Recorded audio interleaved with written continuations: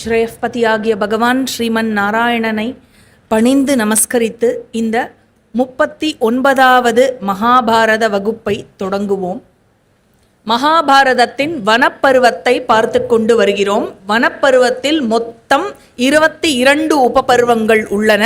அதில் 5வது உபபருவத்தை முடித்துவிட்டு 6வது உபபருவமான நளோபாக்கியான பருவத்தை பார்த்து கொண்டு வருகிறோம். இந்த நளோபாக்கியான உபபருவத்தில் 52வது அத்தியாயம் முதல் 79வது அத்தியாயங்கள் வரை உள்ளன. இந்த உபபருவத்தில் சென்ற வார வகுப்பு வரை 68 அத்தியாயங்கள் முடிய பார்த்தோம். கதை எங்கு இருக்கிறது? போன வாரம் எங்க முடிச்சோம் அப்படின்னா, கார்கோடகனால் தீண்டப்பட்ட நளன், கார்கோடகன் என்ன சொல்றான்? என்னுடைய விஷமானது உன்னை பாதிக்காது, உன் உடம்பில் வசித்து வரும் கலியை பீடிக்கும், கலிதான் பீடிக்கப்படுவான் அப்படின்னு சொல்லி ஒரு அற்புதமான ஆடையை ஒன்றை கொடுத்து, எப்பொழுது நீ உன்னுடைய சுய உருவுக்கு திரும்ப வேண்டுமோ, ஏன்னா காண சகிக்காத ஒரு உருவத்திற்கு மாறிவிடுகிறான் நளன் கார்கோடகன் தீண்டியவுடன். எப்பொழுது நளா நீ எப்பொழுது உன்னுடைய சுய உருவுக்கு மாற வேண்டும் என்று எண்ணுகிறாயோ அப்பொழுது என்னை நினைத்து கொண்டு இந்த வஸ்திரத்தை அணிந்து கொள், உன்னுடைய சுய உருவத்தை நீ மீண்டும் பெறுவாய் அப்படின்னு கார்கோடகன் நளனிடம் சொல்கிறான். சொல்லிவிட்டு என்ன சொல்கிறான்? இங்கிருந்து நேர எங்கு நீ செல்ல வேண்டும்? அயோத்திக்கு செல்ல வேண்டும். அயோத்தியில் மன்னர் ரிதுபர்ணர் இருக்கிறார். ரிதுபர்ணனிடம் உன்னை பாகுகனாக சொல்லி அவரிடம் தேர்ப்பாகனாக வேலைக்கு சேர் அப்படின்னு கார்கோடகன் சொல்லி விடுகிறார். கார்கோடகன் சொன்னபடியே நளன் என்ன செய்கிறான்? அயோத்திக்கு அன்றிலிருந்து 10வது நாள் அயோத்தியில் நுழைகிறான். மன்னரை சந்திக்கிறான். மன்னரிடம் தன் பெயர் பாகுகன் என்றும் தான் அஸ்வசாஸ்திரம் தெரிந்தவன் என்றும் தேர் ஓட்டும் கலையில் நிபுணத்துவம் பெற்றவன் என்றும் இன்னும் பல விஷயங்களுக்கு தன்னை ஆலோசகனாக வைத்துக் கொள்ளலாம், அதிலும் நிபுணத்துவம் பெற்றவன் என்றும் சமையல் கலையில் வல்லுனன் என்றும் இன்னும் பல சாதனைகளை, செயற்கரிய சாதனைகளை செய்வதற்கு ஆவலும் உழைப்பும் முனைப்பும் கொண்ட ஒருவன் என்றும் சொல்லி தன்னை அறிமுகப்படுத்திக் கொள்கிறான். அதற்கேற்றவாறே அயோத்தி மன்னன் ரிதுபர்ணனும் குதிரை கொட்டில்களுக்கு அதிகாரியாக பாகுகன் என்ற பெயர் கொண்ட நளனை, இல்லையா, அங்க பாகுகன்னு பேரு, பாகுகனை நியமிக்கிறார். அவருடைய டீம்ல யாரெல்லாம் இருக்கா? இப்போ நளனினுடைய முன்னாள் தேரோட்டியாகிய வார்ஷ்ணேயன் அங்குதான் பணிபுரிந்து வருகிறான். வார்ஷ்ணேயனும் ஜீவலனும் அதே டீம்ல நளனுக்கு அடியில அவ ஒர்க் பண்றா. தமயந்தியை பற்றிய நினைவுகளுடன் நளன் அங்கேயே வசிக்கத் தொடங்குகிறான். வசதியாகத்தான் வசித்து வருகிறான். இருந்தாலும் தமயந்தியை பிரிந்திருக்கும் துக்கத்தை சுமந்து கொண்டே அவன் அங்கு வாழ்கிறான். இதுவரை நாம் சென்ற வாரம் பார்த்தோம். இனி என்ன ஆகிறது? வைஷம்பாயனர் சொல்றார். அதை ஞாபகம் வச்சுக்கணும். இந்த கதை பிருஹதஸ்வ ரிஷி யுதிஷ்டிரருக்கு சொல்றார். பிருஹதஸ்வர் யுதிஷ்டிரருக்கு சொல்ற கதைய வைஷம்பாயனர் ஜனமேஜயனுக்கு சொல்லி கொண்டு கொண்டிருக்கிறார், இல்லையா? நளன் காட்டுக்கு சென்று காணாமல் போனதிலிருந்து பீமன் நளனையும் தமயந்தியையும் தேடத் தொடங்கினார். நளனையும் தமயந்தியையும் காண விரும்பி அவர் இருவரையுமே, பொண்ணையும் மாப்பிளையும் காணும் இல்லையா, 2 பேரையுமே தேடத் தொடங்கினார். பிராமணர்களை எல்லா நாடுகளுக்கும் அனுப்பி வைத்தார். நளனை பற்றியோ தமயந்தியை பற்றியோ கண்டு என்னிடம் செய்தி கொண்டு வாருங்கள் என்று சொல்லி அனுப்பினார். யாரெல்லாம் இவர்களை பற்றி செய்தி கொண்டு வருகிறார்களோ அவர்களுக்கு 1000 பசுக்களுடன் வயல்வெளிகளுடன் நகரத்தை போன்ற ஒரு கிராமம் பரிசாக கிடைக்கும். அவர்கள் இருக்கும் இடத்தை பற்றிய செய்தியை சொன்னால், அவா இருக்காங்கிறத கன்ஃபார்ம்டா சொல்லிட்டா இத்தனை பரிசு, அவா இந்த இடத்துல இருக்காங்கிற செய்தி வந்திருக்கு அப்படிங்கிறத சொல்லிட்டா, அதாவது அவளை நேரடியா பார்த்து கன்ஃபார்ம் பண்ணா இவ்வளோ பரிசு, அவ இருக்காங்கிற செய்தி, அங்க இருக்காங்கிற தகவலை மட்டும் சொன்னா 10,000 பசுக்கள் பரிசு. இப்படி ஒரு அறிவிப்பை விடுத்தார் விதர்ப மன்னன் பீமன் நளனையும் தமயந்தியையும் தேடி எல்லா திக்குகளிலும் எல்லா புறங்களிலும் பிராமணர்கள் சென்றார்கள். கடைசியாக சுதேவன் என்ற ஒரு பிராமணன் சேதி நாட்டுக்கு வந்தான். சேதி நாடு யாருடைய நாடு? தமயந்தி இருக்கிற நாடு. சேதி மன்னனினுடைய அடைக்கலத்தில் தான், அந்த ராஜமாதாவினுடைய அடைக்கலத்தில் தான் தமயந்தி வாழ்ந்து வருகிறார். சேதி நாட்டுக்கு சுதேவன் வருகிறான். சுனந்தையுடன், அந்த இளவரசியார், சேதி நாட்டு இளவரசியாருடன் அமர்ந்திருக்கும் தமயந்தியை பார்க்கிறான், அரண்மனையில் பார்க்கிறான். பல காரணிகளை கொண்டு இவள் தமயந்தி தான் என்று முடிவுக்கு வருகிறான் சுதேவன். தமயந்தி, அதாவது எதெல்லாம் வச்சு அவன் இது தமயந்தி என்று அவன் முடிவுக்கு வருகிறான் என்ற தமயந்தியினுடைய அழகை பற்றிய வர்ணனை இங்கு கொடுக்கப்படுகிறது. இப்படிப்பட்ட ஒரு மனைவியை இழந்து நளன் இப்பொழுது எங்கு இருக்கிறானோ அவன் நிச்சயமாக பெரும் துக்கத்தில் பீடிக்கப்பட்டவனாகவே தான் இருக்க வேண்டும். இப்படி ஒத்திய லூஸ் பண்ணிட்டு அவன் இருக்கா, அவனுக்கு எவ்வளோ மனசு துக்கமா இருக்கும். இவளை கண்டு, இவளுடைய இந்த நிலையை கண்டு என்னுடைய மனசே வலிக்கிறதே, நளனுக்கு எவ்வளோ வலிக்கும் அப்படின்னு நினைச்சுக்கிறான் சுதேவன். தனது கணவனை சந்திக்க ஆர்வத்துடன் அவள் இருக்கிறாள். ஆகவே அவளுக்கு ஆறுதல் சொல்ல வேண்டும் என்று எண்ணினார் சுதேவன். நேர தமயந்தி கிட்ட போறா. தமயந்தி தான் சொல்லியிருக்காளே, பிராமணர்களா இருந்தா நான் பேசுவேன், வேற யாருக்கிட்டையும் பேச மாட்டேன்னு. அதனால இவருக்கு பர்மிஷன் உண்டு இல்லையா? அதனால தமயந்தியை காண்பதற்கு செல்கிறார்.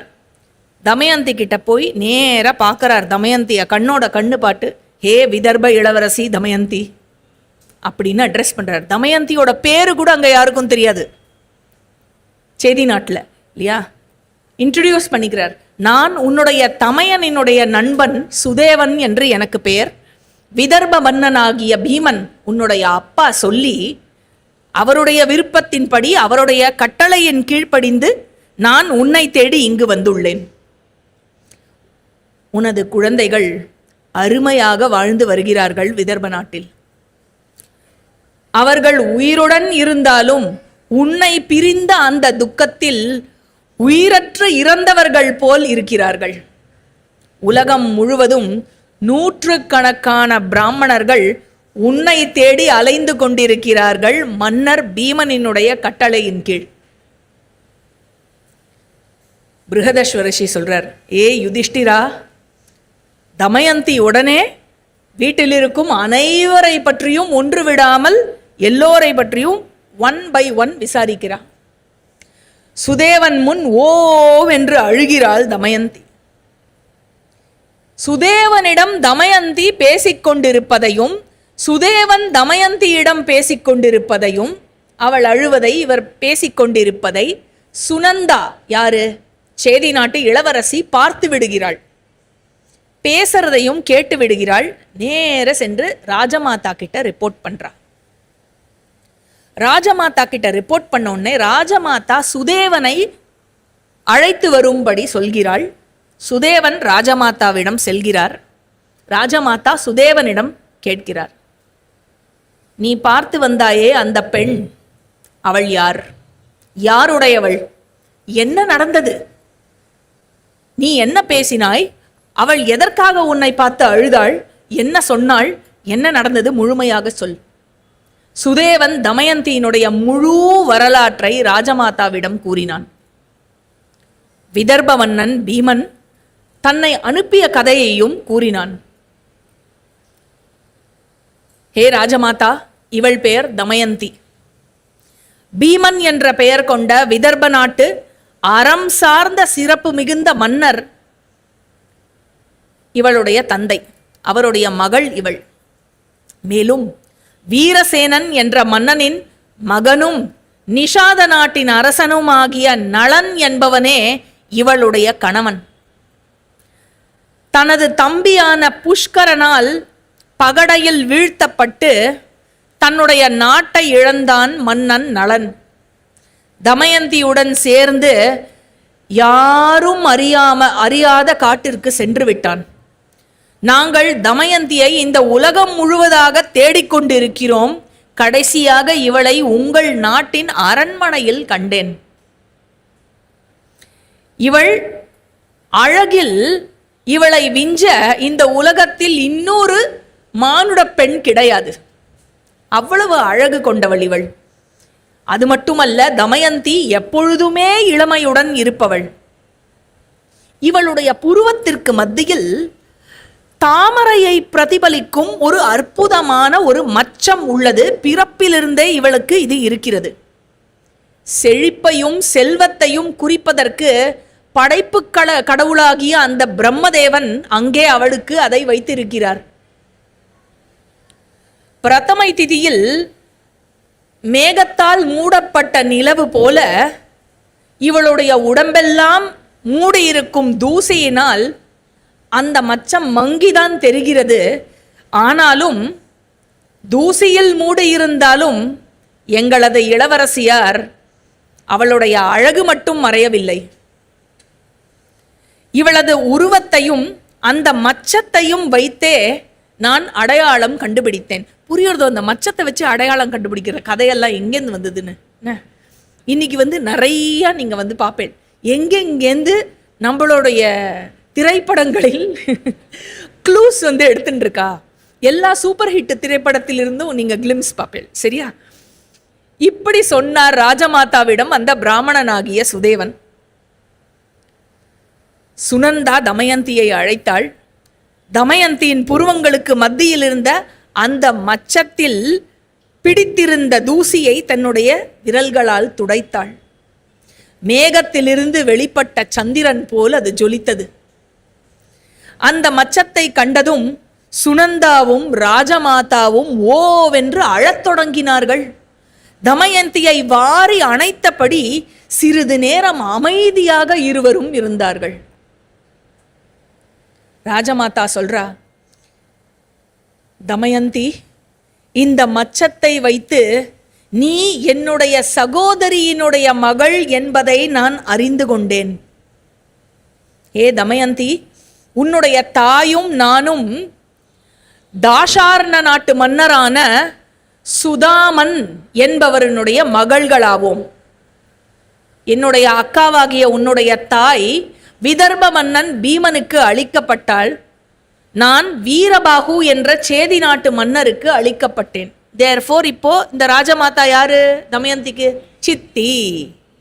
சரியா? தஷார்ண நாட்டில் என்னுடைய தந்தையுடைய அரண்மனையில் உன்னுடைய பிறப்பை நான் கண்டேன். நான் பார்த்தேன். நீ பிறந்த போது இந்த மச்சத்தோட அடையாளத்தோட நீ பிறந்தியே, நான் பார்த்தேன். அப்போ ஏ தமயந்தி, எனது வீடும் உனக்கு உன்னுடைய தந்தையின் வீடு போன்றதேதான். என்னுடைய செல்வங்கள் எனக்கு எப்படியோ அவ்வாறேதான் உனக்கும். அதனால ஃபீல் அட் ஹோம் அப்படிங்கிறா. பிருஹதஸ்வரிஷி சொல்றார், மன்னா யுதிஷ்டிரா, தன்னுடைய சித்தியை வணங்கினாள் தமயந்தி. அறியப்படாமல் இருந்தபோது கூட தமயந்தி சொல்றா ராஜமாதா கிட்ட, அறியப்படாமல் இருந்தபோது கூட நான் உங்களுடன் மகிழ்ச்சியாகவே தான் வாழ்ந்தேன். அப்படி நன்னா பார்த்துண்டேள் நீங்க என்ன.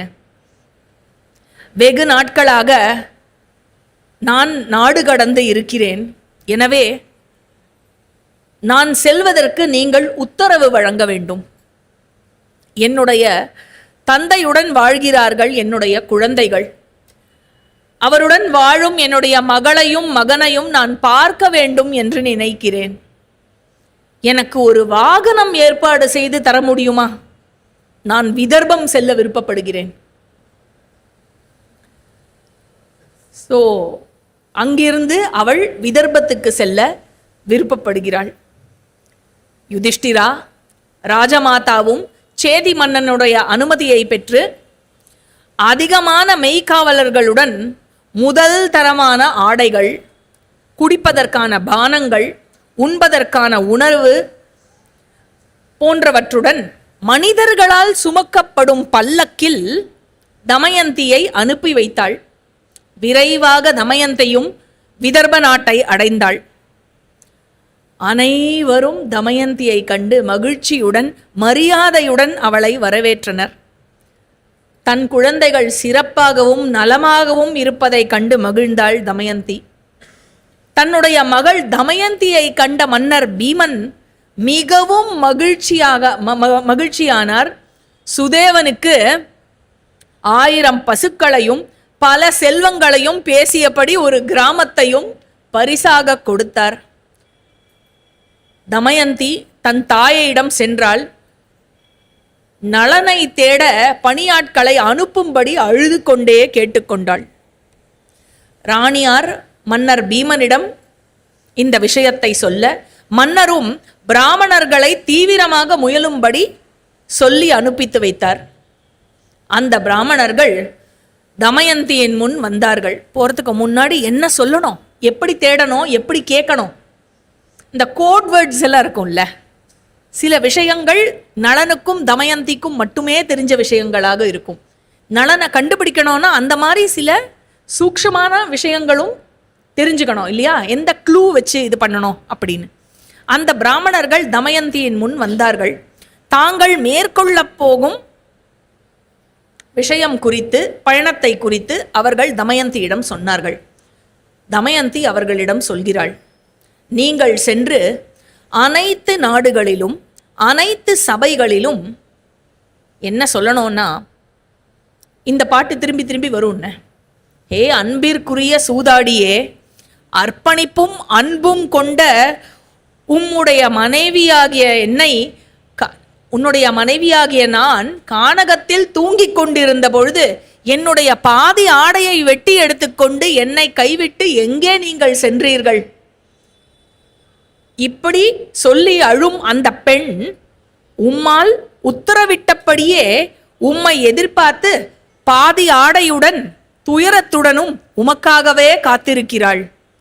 ஏ வீரரே, எப்பொழுதும் அழுது கொண்டிருக்கும் அவளிடம் கருணை கொண்டு பதிலளியுங்கள் என்று சொல்லுங்கள் ஒவ்வொரு சபையிலும் சென்று. காற்றின் துணை கொண்டு நெருப்பானது எப்படி கானகத்தை உட்கொண்டு விடுமோ அதே போல உங்கள் வார்த்தையினால் மன்னருக்கு அவருடைய மனதில் என் மீது பரிதாபம் ஏற்படும் வகையில் இவை அனைத்தையும் சொல்லுங்கள், இதற்கு மேலும் சொல்லுங்கள் அப்படிங்கிறா. மனைவியாகப்பட்டவள் எப்பொழுதும் கணவரால் பாதுகாக்கப்பட்டும் பராமரிக்கப்பட்டும் இருக்க வேண்டும். கடமைகள் அனைத்தையும் அறிந்த நல்லவராக இருக்கும் தாங்கள் ஏன் அந்த 2 கடமைகள், மனைவியை பாதுகாப்பது பராமரிப்பது, இந்த 2 கடமைகளையும் புறக்கணித்து விட்டீர்கள், கைவிட்டு விட்டு சென்று விட்டீர்களே? புகழும் ஞானமும் நல்ல பிறப்பும் அன்பும் கொண்ட நீங்கள் ஏன் இப்படி அன்பில்லாமல் நடந்து கொண்டீர்கள்? இதெல்லாம் என்னுடைய நற்பேறுகள் தொலைந்து போனதால் நடக்கின்றன. எனக்கு ஃபார்ச்சூன் அவ்வளவுதான், என்னோட பாக்கியத்தில் இல்லைன்னு சொல்லுவாள். அந்த மாதிரி எனக்கு பாக்கியம் போயிடுத்து, அதனால இதெல்லாம் நடந்துடுத்து போல இருக்கு. இப்படியெல்லாம் நீங்கள் அந்த சபையில் பிராமணர்கிட்ட சொல்றா, இந்த டயலாகெல்லாம் சொல்றா, இப்படியெல்லாம் நீங்கள் தொடர்ந்து அந்த சபையில் பேசிக்கொண்டிருக்கும் பொழுது யாராவது உங்களுக்கு பதிலளித்தால் அந்த மனிதரை குறித்து அனைத்தையும் அறிந்து கொள்ளுங்கள். அவர் யார், எங்கு வசிக்கிறார், எல்லா விஷயத்தையும் அவரை பற்றி அறிந்து கொள்ளுங்கள். இந்த பேச்சை கேட்டு யார் உங்களிடம் பதில் பேச விழைகிறார்களோ அவருடைய வார்த்தைகளை நீங்கள் உட்கிரகித்து கொண்டு அதை என்னுடைய கவனத்திற்கு கொண்டு வாருங்கள். நீங்கள் இதை பேசும் பொழுது யாரோ உத்தரவிட்டபடி நீங்கள் பேசுவது போல் இருக்கக்கூடாது. நான் சொல்லி கொடுத்து பேசுற மாதிரி போய் டயலாக் ஒப்பிக்க கூடாது, சரியா? நீங்கள் என்னிடம் திரும்ப வருவீர்கள் என்றோ, இந்த விஷயத்தை என்னிடம் சொல்வீர்கள் என்றோ அவர்கள் அறிந்து கொள்ளாதவாறு நீங்கள் பேச வேண்டும். நீங்க பிரசன்ட் பண்ற விதம் அப்படி இருக்கணும், நான் சொல்லி அனுப்பின மாதிரி இருக்கக்கூடாது. பிருஹதஸ்வரிஷி சொல்றார், இப்படி தமயந்தியால் உத்தரவிடப்பட்ட பிராமணர்கள் நளனை தேடி எல்லா திக்குகளிலும் சென்றார்கள். நகரங்கள், நாடுகள், கிராமங்கள், துறவிகள் இருக்கும் இடங்கள், இடையர்கள் இருக்கும் இடங்கள் என்று எல்லா இடத்திலும் நளனை தேடினார்கள். மன்னா யுதிஷ்டிரா, அவர்கள் எங்கெல்லாம் சென்றார்களோ அங்கெல்லாம் தமயந்தி சொன்னபடியே செய்து வந்தார்கள். பிறகு நீண்ட காலம் கழித்து அவர்களுள் பர்ணாதன் பர்ணாதகா அல்லது பர்ணாதன் தமிழ்ல சொன்னா பர்ணாதன் என்ற பிராமணன் விதர்ப நகரம் சென்றுவிட்டு விரைவாக திரும்பி தமயந்தியிடம் வந்தான். பர்ணாதன் தமயந்தி கிட்ட சொல்றான், ஹே தமயந்தி, நளனை தேடி போக சொன்னையே, நளனை தேடி அயோத்தியா நகருக்கு சென்றேன்.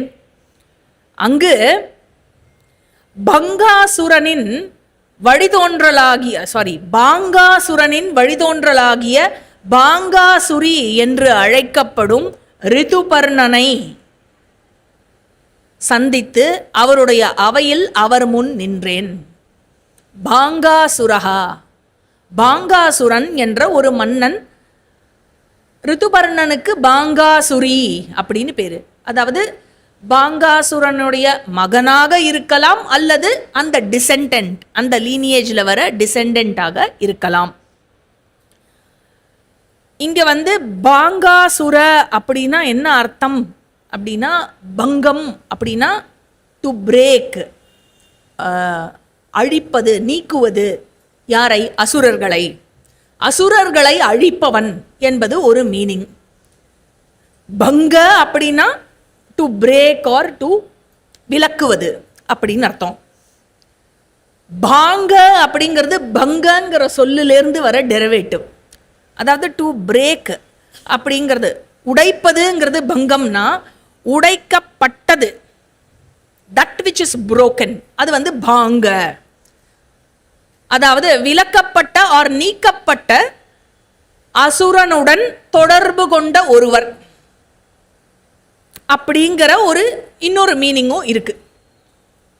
ஹவெவர், ஒரு விஷயம் என்னன்னா இந்த பாங்காசுரர் அப்படிங்கிற ராஜாவினுடைய பெயரோ அல்லது ரிதுபர்ணன் என்ற ராஜாவினுடைய பெயரோ அயோத்தி மன்னர்களாக இருந்தாலும் வால்மீகி ராமாயணத்தினுடைய அதுல வர லீனியேஜ்ல கொடுக்கப்படவில்லை, அதுல வரல.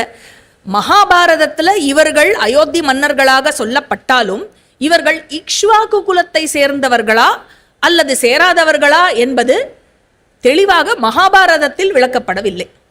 அது ஒரு விஷயம். ஸோ இந்த பாங்காசுர அப்படிங்கிற மன்னனுடைய பெயருக்கும் இந்த எக்ஸ்பிளனேஷன் மகாபாரதத்தில் கொடுக்கப்படவில்லை. அதனால இதுதான் மீனிங்கா என்ன அப்படிங்கிறது, இது யூகமாக மட்டும் சொல்ல முடியுமே தவிர உறுதியான ஒரு நிலைநிறுத்தப்பட்ட பெயருக்கான ஒரு சொற்பொருள் விளக்கம் காட்ட முடியாது, இதை கருதி கொள்ள முடியாது. அதாவது எப்படி மற்ற பெயர்கள், ராஜா பெயர்கள் இருக்கிறதோ, திலீபன், அஜன், தசரதன், ரிதுபர்ணன், அதுக்குன்னு ஒரு பொருள் இருக்கும் இல்லையா? and they are taken as proper names, they are not taken as adjectival names இல்லையா? அதே போலதான் பாங்காசுரன் அப்படிங்கிற பெயரும் it is generally treated as a proper name, தனிப்பெயராகவே கருதப்படுகிறது.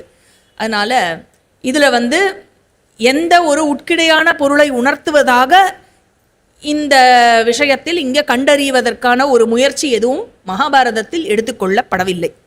அதனால இது டேக் பாங்காசுரா as பாங்காசுரா, அவ்வளவுதான். Back to the story. பர்ணாதன் தமயந்தியிடம் சொல்றான், ஏ தமயந்தி, உன்னுடைய வார்த்தைகளின்படி ரிதுபர்ணனினுடைய அவையில் ரிதுபர்ணன் முன்னால் இதை திரும்ப திரும்ப சொன்னேன். ஆனால் அங்கிருந்த அரசனோ அரசவையில் இருந்தவர்களோ மற்ற மக்களோ யாருமே எதற்குமே பதில் சொல்லவில்லை. பிறகு அந்த ஏகாதிபதி ரிதுபர்ணனால் நான் அனுப்பப்பட்டேன், போயிட்டு வாங்கன்னு சொல்லி என்னை அனுப்பிச்சுட்டார். பிறகு மன்னரின் சேவையில் ஈடுபட்டிருக்கும் பாகுகன் என்றவன் என்னை அணுகி அழைத்தான். குட்டை கைகளுடன் காண சகிக்காத தோற்றம் கொண்டவனாக இருந்தான் அந்த பாகுகன். அந்த பாகுகன் மன்னரின் தேரோட்டியாக அங்கு இருக்கிறான். தமயந்தி, நான் என்ன தெரிந்து கொண்டேன் என்றால், அந்த பாகுகன் வேகமாக வண்டி ஓட்டுவதில் நிபுணத்துவம் கொண்டவன். நளனோட சிமிலாரிட்டி இருக்கு இல்லையா? சமையல் கலையை நன்கு அறிந்தவனாகவும் இருக்கிறான். ஆனா உருவம் வேறையா இருக்குல்ல, சுத்த சுத்தமா அடையாளம் கண்டுபிடிக்க முடியாத ஒரு உருவமா இருக்கு. அவன் என்னிடம் பெருமூச்சு விட்டு கொண்டு என்னிடம் திரும்ப திரும்ப அழுது கொண்டே என்னை நலம் விசாரித்தான். பிறகு என்னிடம் சொன்னான், என்னதான் துயரத்தில் விழுந்தாலும் கற்புடைய மங்கையர் தங்களை பாதுகாத்து கொண்டு நிச்சயமாக ஸ்வர்க்கத்தை அடைவார்கள். அப்புறம் பாகுகனுக்கு மனசுல தமயந்தி தன் மேல கோபமா இருப்பா அப்படிங்கிற ஒரு தாட் இருந்தது போல இருக்கு. எங்க தமயந்தியோடைய கோபத்துக்கு நான் ஆளாயிடுவேனோ அப்படிங்கிற அந்த ஃபீலிங் இருந்தது போல இருக்கு. அதனால திரும்ப திரும்ப பாகுகன் சொல்லியிருக்கான் யார்கிட்ட, பர்ணாதன் கிட்ட, அறம் என்ற கவச்சத்துடன் தங்கள் வாழ்வை அவர்கள் நடத்துவதால், யாரு, அந்த கற்புடைய பெண்கள் நடத்துவதால் கணவன் கைவிட்டாலும் அவன் மீது அவள் கோபம் கொள்ள மாட்டாள். அனைத்து அருளையும் இழந்து, அந்த கணவன் பாவம் அனைத்து அருளையும் இழந்து துயரத்தில் முழுகிய பின்னே அவன் கைவிட்டபடியால் அவள் அவன் மீது கோபம் கொள்ளக்கூடாது. இல்ல, ஹெல்ப்லெஸ்ஸா அவன் விட்டுட்டு போயிட்டான் அவளை. வாழ்வாதாரத்தை பெற முயன்ற பொழுது பறவைகளால் ஆடை களவாடப்பட்டு துயரத்தில் மூழ்கியவன் அவன். அவன் மீது அறம் கொண்ட பெண்ணாகிய அவள் கோபப்படக்கூடாது. நாடு இழந்து, செழிப்பெல்லாம் இழந்து, பசியால் ஒடுக்கப்பட்டு பேரிடரில் மூழ்கி இருக்கும் தன்னுடைய கணவனை அறம் சார்ந்த ஒரு மனைவி கோபித்து கொள்ளக்கூடாது. எங்கேயான அவ கோச்சுன்றுவாளோன்னு திரும்ப திரும்ப திரும்ப இதெல்லாத்தையும் பர்ணாதன் கிட்ட சொல்லி இருக்கான் பாகுகன். தமயந்தி, பர்ணாதன் சொல்றான், அவனது வார்த்தைகளை கேட்டவுடன் நான் இங்கு விரைந்து வந்துவிட்டேன். மன்னர் பீமனிடம் இது குறித்து நீ சொல்லிவிட்டு உனக்கு சரி என்று எது படுகிறதோ அதை நீ செய்வாயாக என்று தமயந்தியிடம் சொன்னான் பர்ணாதன். பிருஹதஸ்வர ரிஷி சொல்றார், ஹே யுதிஷ்டிரா, இவ்வார்த்தைகளை கேட்ட தமயந்தி கண்ணீரில் நிறைந்த கண்களுடன் தன்னுடைய தாயிடம் விரைந்து சென்றாள். பர்ணாதன் என்ன சொன்னா, மன்னர் பீமனிடம் போய் சொல்லு அப்படின்னா இல்லையா, இவன் என்ன சொல்றா பாருங்கோ அவ அம்மா கிட்ட. அம்மா, மன்னர் பீமனிடம் என்னுடைய இந்த காரியம் குறித்து எதையும் நீ தெரிவுபடுத்தக்கூடாது. உனது முன்னிலையில் பிராமணர்களில் சிறந்தவனாகிய சுதேவனை நியமிக்கப் போகிறேன். பிருஹதஸ்வர ரிஷி சொல்றார், களைப்பாரி வந்த பர்ணாதனுக்கு நிறைந்த செல்வங்களை கொடுத்தனுப்பினாள் தமயந்தி. பர்ணாதன் கிட்ட சொல்ற தமயந்தி, நளன் இங்கு வந்ததும் நான் உனக்கு அதிகமான செல்வத்தை கண்டிப்பாக கொடுப்பேன். என் தலைவனை மீட்டெடுப்பதற்கு ஹேத்துவாக நிச்சயமாக யாராலும் செய்ய முடியாத செயற்கரிய ஒரு செயலை எனக்காக நீங்கள் செய்திருக்கிறீர்கள். பர்ணாதனும் அவளுக்கு ஆறுதல் கூறி ஆசீர்வாதம் செய்தார். தன்னுடைய காரியம் வெற்றியடைந்ததாக கருதி தன்னுடைய இல்லத்திற்கு திரும்பினார் பர்ணாதன். தமயந்தி அம்மா கிட்ட போறா. தன்னுடைய தாயின் முன்னிலையில் சுதேவனை அழைத்தாள். சுதேவன் யாரு? தமயந்தியை மீட்டெடுத்துன்னு வந்த பிராமணன். சுதேவனை அழைத்தாள். சுதேவா, பறவை என நேராக அயோத்திக்கு பறந்து செல். மன்னர் ரிதுபர்ணனிடம் நீ என்ன சொல்லணும்? யார் சொல்றா? இது தமயந்தி சொல்றா சுதேவன் கிட்ட. மன்னர் ரிதுபர்ணனிடம் நீ என்ன சொல்ல வேண்டும் என்றால், விதர்ப மன்னர் பீமனின் மகளான தமயந்திக்கு மற்றொரு ஸ்வயம்வரம் நடக்கப் போகிறது. அனைத்து மன்னர்களும் இளவரசர்களும் அங்கே செல்கிறார்கள். நேரத்தை கணித்து பார்த்தால் அந்த விழா நாளை நடைபெற போகிறது என்று நான் காண்கிறேன். உம்மால் முடியும் என்றால் காலம் தாழ்த்தாமல் செல்லுங்கள். அயோத்தி எங்க இருக்குன்னு தெரியும் இல்லையா? அயோத்தி எங்க இருக்கு? இன்னைக்கு இருக்கிற மேப்ல உத்தரப்பிரதேஷோட ஆல்மோஸ்ட் கொஞ்சம் சவுத் ஆஃப் உத்தரப்பிரதேஷ்ல இருக்கு. விதர்ப தேசம் அப்படிங்கிறது south of Madhya Pradesh and north or central part of India இன்னியோட மேப்ல. அந்த அமராவதி, எக்ஸாக்ட்லி அமராவதி, நாக்பூர் அண்ட் அந்த இண்டோர் அந்த ஏரியாலாம் வரும் விதர்ப தேசத்துல. சரியா? ஸோ எங்கேருந்து? அயோத்தியாவிலிருந்து ஆல்மோஸ்ட் மகாராஷ்டிராவுடைய ஏரியாவில் இருக்கு அன்னைக்கு இருந்த விதர்பத்தினுடைய தலைநகரான குண்டினபுரம் அப்படிங்கிறது, ஆர் கவுண்டின்யபுரம்னு பேரு. குண்டினபுரம் ஆர் கவுண்டின்யபுரம்னு பேரு. அதுதான் விதர்ப தேசத்தினுடைய தலைநகர்.